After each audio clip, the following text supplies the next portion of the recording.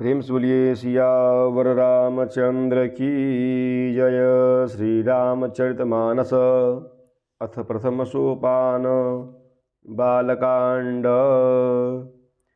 प्रभु की कृपा भयं सब काजू, जन्म हमार सुफल भा आजू। प्रभु की कृपा भयं सब काजू, जन्म हमार सुफल भा आजू। सिद्ध तपोधन जोगी जन सुर किन्नर मुनि वृंद, बसहि तहा सुकृति सकल, से वही शिव सुख कंद। प्रभु की कृपा भयं सब काजू, जन्म हमार सुफल भा आजू। प्रभु की कृपा भयं सब काजू, जन्म हमार सुफल भा आजू। सिद्ध तपस्वी योगीगण, देवता, किन्नर और मुनियों के समूह उस पर्वत पर रहते हैं। वे सब बड़े पुण्यात्मा हैं और आनंद कंद श्री महादेव जी की सेवा करते हैं। हरिहर विमुख धर्म रति नाही, ते नर तह सपनेहु नहीं जाही। तेहि गिरि पर्वत बिटप विशाला, नित नूतन सुंदर सब काला। जो भगवान विष्णु और महादेव जी से विमुख हैं और जिनकी धर्म में प्रीति नहीं है, वे लोग स्वप्न में भी वहाँ नहीं जा सकते। उस पर्वत पर एक विशाल बरगद का पेड़ है, जो नित्य नवीन और सब काल अर्थात 6 ऋतुओं में सुंदर रहता है। त्रिविध समीर सुशीतली छाया, शिव विश्राम बिटप श्रुति गाया। एक बार तेहि तर प्रभु गयऊँ, तरु बिलो की ओर अति सुख भयऊँ। वहाँ तीनों प्रकार की शीतल, मंद और सुगंध वायु बहती रहती है और उसकी छाया बड़ी ठंडी रहती है। वह शिव जी के विश्राम करने का वृक्ष है, जिसे वेदों ने गाया है। एक बार प्रभु श्री शिव जी उस वृक्ष के नीचे गए और उसे देखकर उनके हृदय में बहुत आनंद हुआ। निज कर डांसी नागरी पुछाला, बैठे सहज ही शंभु कृपाला। कुंद इंदुदर गौर शरीरा, भुज प्रलंब परिधन मुनि चीरा। अपने हाथ से बाघंबर बिछाकर कृपालु शिवजी स्वभाव से ही बिना किसी खास प्रयोजन के वहाँ बैठ गए। कुंद के पुष्प, चंद्रमा और शंख के समान उनका गौर शरीर था। बड़ी लंबी भुजाएं थीं और वे मुनियों के से वल्कल वस्त्र धारण किए हुए थे।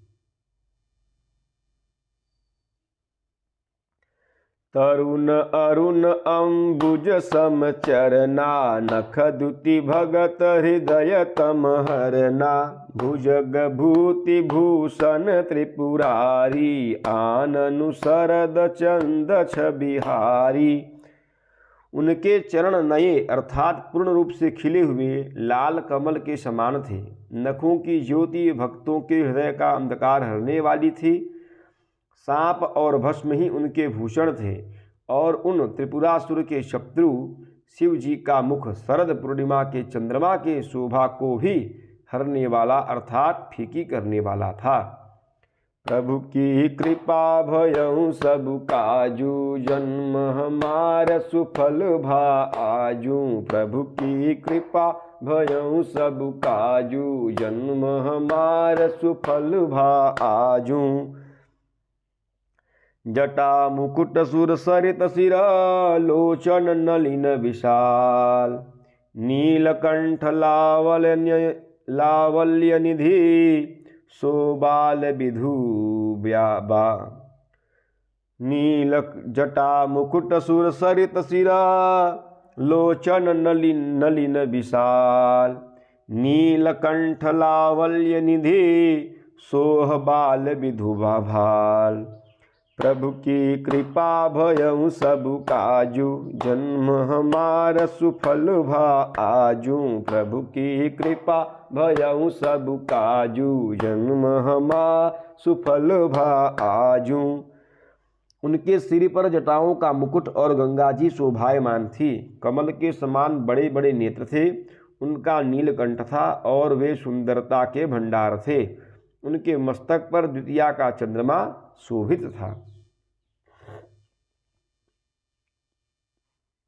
बैठे सोह काम रिपु कैसे, धरे शरीर शांत रसु जैसे।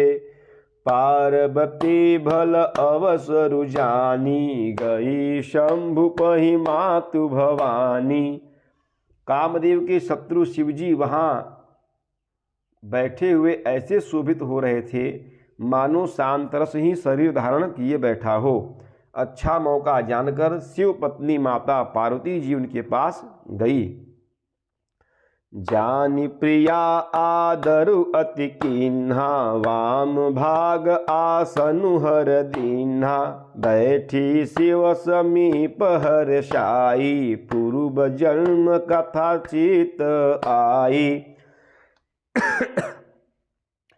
अपनी प्यारी पत्नी जानकर शिवजी ने उनका बहुत आदर सत्कार किया और अपनी बाईं ओर बैठने के लिए आसन दिया।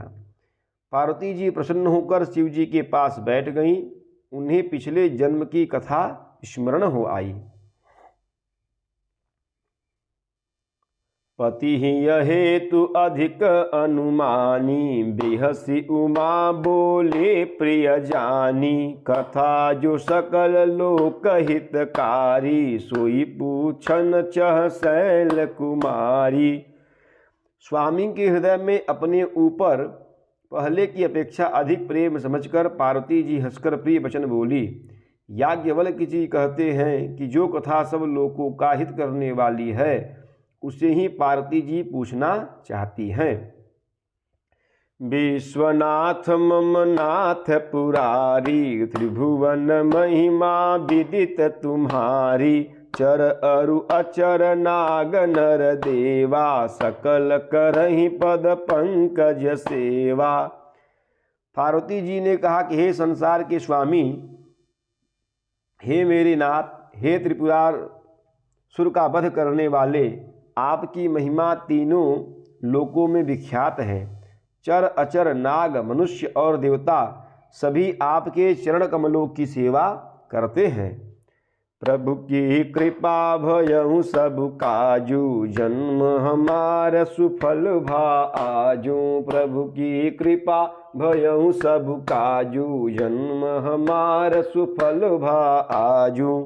प्रेम सुलिए सियावर रामचंद्र की जय, पवन सुत हनुमान की जय, उमापति महादेव की जय। बोलो भाई सब संतन की जय। नमः पार्वती पतये, हर हर हर महादेव।